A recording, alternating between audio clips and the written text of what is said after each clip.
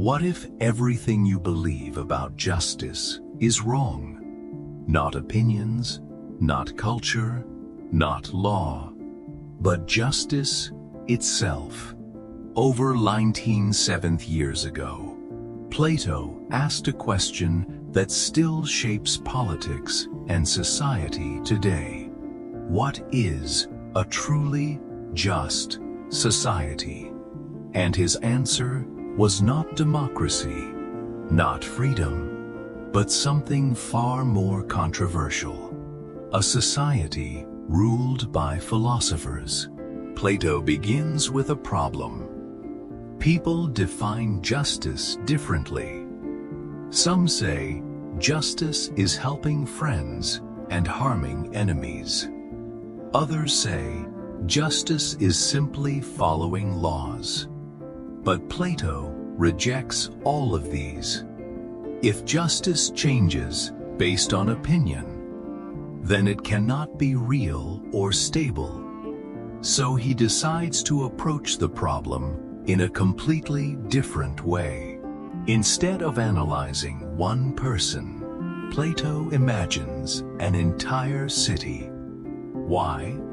Because a city makes human behavior larger and easier to observe.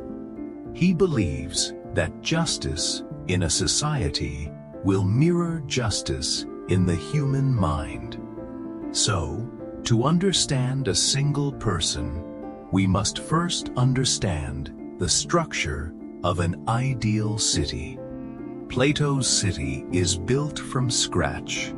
Every person has a role based on natural ability.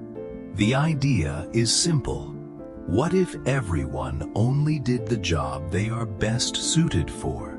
This becomes the foundation of his entire political philosophy. From here, he divides society into three distinct groups.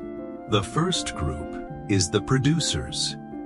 These are farmers, artisans, and merchants. They create food, goods, and economic value.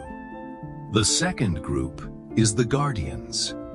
These are soldiers trained to protect the city from threats. The third and smallest group is the rulers, responsible for guiding the entire society. Plato argues that justice happens when each group performs its own role and does not interfere with the others.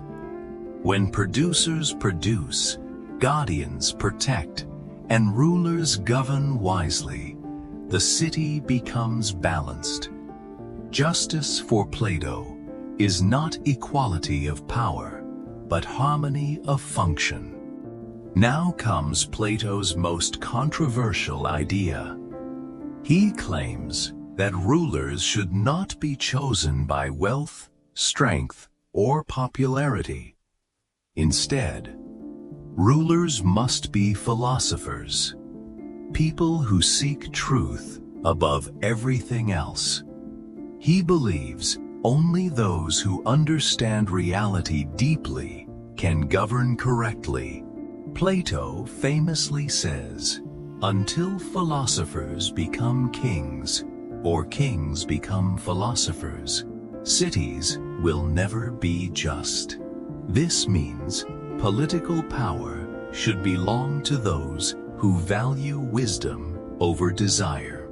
Most rulers seek money, fame, or control. Philosophers seek truth, even if it is uncomfortable.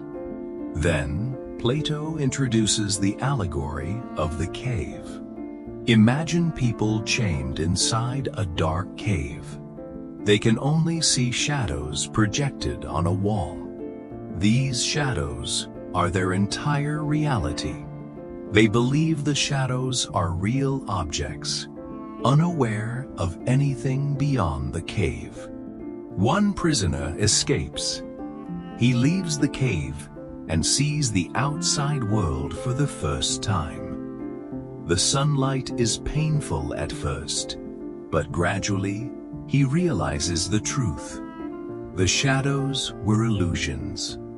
Everything he believed before was incomplete or false. Reality is far bigger than what he saw inside the cave.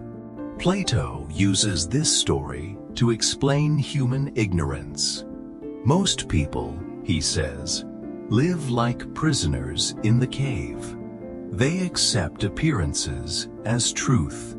Philosophy is the process of turning toward the light, toward knowledge, reason, and reality itself. In the end, Plato's Republic is not just a political theory. It is a warning about perception and truth.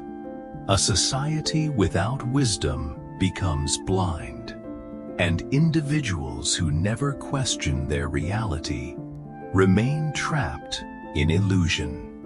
The real question is not who should rule, but whether we are seeing reality clearly at all.